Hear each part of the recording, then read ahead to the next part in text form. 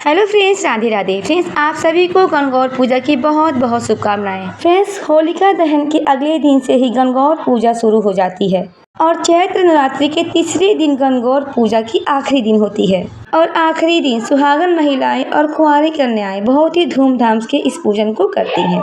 इस व्रत और पूजन को सुहागिन महिलाएं अपने अखंड सौभाग्य के लिए करती हैं, वहीं पर कुंवारी कन्याएं अच्छे वर की प्राप्ति के लिए इस व्रत पूजन को करती हैं। तो देखिए, 16 दिन आप गणगौर पूजन करें ना करें, पर 16वें दिन बड़ी गणगौर की पूजा आप जरूर करें। फ्रेंड्स, आज की इस वीडियो में मैं आप सभी के साथ शेयर करने वाली हूँ गणगौर की पूजा विधि। तो चलिए वीडियो को शुरू करते हैं। सुबह सुबह स्नान आदि करने के बाद हम एक चौकी लगा लेंगे। चौकी पे लाल रंग का वस्त्र बिछा लेंगे और देखिए, मैंने एक सफेद पेपर भी चिपका लिया है, उस पर स्वास्तिक बना लिया है। इसी पेपर पे हम 16-16 टिक्कियां देंगे। इसके बाद देखिए, इस पूजा में घास दूब का बहुत ही ज्यादा महत्व होता है। दूब घास लाने का गीत गाया जाता है। ये दूब घास आपको पार्क में बहुत ही आसानी से मिल जाएगी। इसके साथ ही मैंने कुछ फूल ले लिए हैं। आपको जो भी रंग बिरंगी फूल मिलते हैं वो फूल आप ले सकते हैं। अब हम चौकी पे थोड़ी सी दूब रखेंगे। दूब के ऊपर ही हमें ईश्वर जी और गणगौर जी को विराजमान करना है। देखिए, इस पूजा में दूब घास का बहुत ही ज्यादा महत्व होता है, तो आप दूब घास जरूर लेकर आएं। दूब घास का आसन देने के बाद हम ईश्वर जी को और गणगौर जी को इस आसन पे विराजमान कर देंगे। और देखिए, जो मैंने पेपर चिपकाया है उस पे स्वास्तिक बना लिया है। तो भगवान गणेश का स्वरूप मान के मैं इसी से पूजा कर लूंगी। आप चाहे तो अलग से भगवान गणेश को विराजमान कर सकते हैं। अब हम थोड़े से गेहूं का आसन रख करके इस पर एक देसी घी का दीपक जला देंगे। तो मैंने यहाँ पर एक देसी घी का दीपक जला दिया है। अब हम दूब के 16 तार के दातुन ईश्वर भगवान जी को देंगे। फिर हम दूब के 16 तार के दातुन गणगौर माई को देंगे। तो दातुन देने के बाद सभी को हम भाव रूप में स्नान कराएंगे। तो सभी को भाव रूप में स्नान कराने के बाद हम सबसे पहले भगवान गणेश की पूजन करेंगे। देखिए, जो मैंने स्वास्तिक बनाया है उसी पे मैं भगवान गणेश की पूजा कर लूंगी। आप चाहे तो अलग से भगवान गणेश को विराजमान कर सकते हैं। तो पहले मैं भगवान गणेश को रोड़ी सी तिलक कर दूंगी, वस्त्र के रूप में कलावा समर्पित करूंगी, दुर्वा घास समर्पित कर दूंगी। इसके साथ ही हम फूल समर्पित कर देंगे। इसके बाद देखिए, जो हमने पेपर चिपकाया है टिक्के लगाने के लिए, उस पे हम मेहंदी से कलावा चिपका देंगे। देखिए, आप दीवार पे भी टिक्के दे सकते हैं, लेकिन दीवार खराब ना हो इसीलिए मैंने पेपर चिपका दिया है। और देखिए, जो बच्चों की एग्जाम देने वाली बोर्ड आती है ना, उस पे मैंने इस पेपर को चिपकाया है ताकि पेपर इधर उधर ना हो। आप किसी भी बोर्ड पे चिपका सकते हैं इस पेपर को, ताकि आपको टिक्की देने में आसानी रहे। अब हम ईश्वर जी को वस्त्र के रूप में कलावा समर्पित करेंगे। अगर आपके पास सफेद रंग का वस्त्र है तो भगवान ईश्वर जी को समर्पित कर दें, नहीं है तो कोई बात नहीं है, वस्त्र के रूप में आप कलावा भी समर्पित कर सकते हैं। इसके बाद हम गणगौर माई को लाल चुनरी ओढ़ा देंगे। चुनरी ना हो तो कोई भी लाल कपड़ा आप गणगौर माई को समर्पित कर सकते हैं। इसके बाद हम गणगौर माई को और ईश्वर भगवान जी को हम काजल समर्पित करेंगे। काजल लगा देंगे और जो भी चीज लगाएंगे पहले हम भगवान गणेश को लगाएंगे, उसके बाद हम गणगौर माई और ईश्वर भगवान जी को लगाएंगे। काजल लगाने के बाद हम मेहंदी लगाएंगे। गणगौर जी को और ईश्वर जी को हम मेहंदी लगा देंगे। और जो मेहंदी गणगौर माई को ईश्वर भगवान जी को लगाए हैं खुद भी हम अपने हाथों में लगा लेंगे। देखिए, गणगौर माई भगवान ईश्वर जी माता पार्वती का ही स्वरूप है।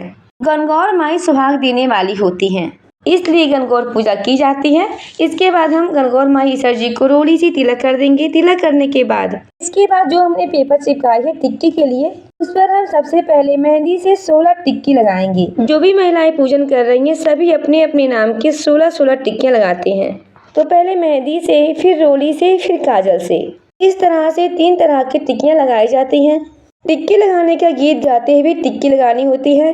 तो देखिए, पहले हमने मेहंदी के 16 टिक्की लगाई हैं, फिर रोली के 16 टिक्की लगाई हैं, फिर काजल के 16 टिक्की लगाई हैं। इस तरह से हम 16-16 टिक्कियां लगा देंगे। टिक्कियां लगाने के बाद हम गणगौर माई ईश्वर जी को हम फूल समर्पित करेंगे। अगर आपके पास है फूल है तो फूल समर्पित कर दे, नहीं है तो आप बिना फूल के भी गणगौर माई की पूजन कर सकते हैं। फूल समर्पित करने के बाद हम भोग समर्पित करेंगे। तो देखिए, अगर आपकी शादी की पहली साल है तो आप इस तरह के गुने बनाकर 16 गुने समर्पित कर दें, या फिर आप उद्यापन कर रहे हैं तो भी आपको 16 गुने समर्पित करने हैं। तो आप अपनी इच्छा के अनुसार समर्पित कर सकते हैं। इसके अलावा आप हलवे का भोग समर्पित कर सकते हैं। आप चाहें तो पूरे गुलगुले का भोग समर्पित कर सकते हैं। मैंने यहाँ पर हलवा और पूरी बनाई है, इसका मैं भोग समर्पित करूंगी। तो हलवा पूरी में थोड़ी थोड़ी सी मैं गणगौर माई को और ईश्वर जी को भोग लगा दूंगी। अब हम गणगौर माई की कथा सुनेंगे। तो अपने सीधे हाथ में 16 गेहूं के दाने लेकर के हम गणगौर माई की कथा सुन लेंगे। देखिए, कहानी या कथा कभी भी खाली हाथ नहीं सुनी जाती है। कथा सुनने के बाद जो अपने हाथ में फूल और गेहूं के दाने लिए हैं, गणगौर माई को, ईश्वर जी को और गणेश जी को समर्पित कर देंगे। थोड़ी सी लोटे के जल में भी हम डाल देंगे। इसके बाद हम गणगौर माई को 16 श्रृंगार समर्पित करेंगे। आपके पास 16 श्रृंगार है तो 16 श्रृंगार समर्पित कर दें, नहीं तो 5 से 7 चीज़ें भी समर्पित कर सकते हैं। तो मैंने यहाँ पर श्रृंगार के सामान समर्पित कर दिए हैं। इसके बाद हम दक्षिणा समर्पित करेंगे। दक्षिणा हर पूजा में रही कमी को पूरी करती है, तो आप अपने समर्थ के अनुसार दक्षिणा समर्पित कर दें। अब हम सुहाग जल तैयार करेंगे। सुहाग जल तैयार करने के लिए देखिए हमने एक बर्तन में शुद्ध जल ले लिए हैं। इसमें हम थोड़ा सा कच्चा दूध डाल देंगे। अब हमें इसमें 5 चीज़ें डालनी हैं। हल्दी, सुपारी, सिक्का और कौड़ी, एक चांदी का छल्ला।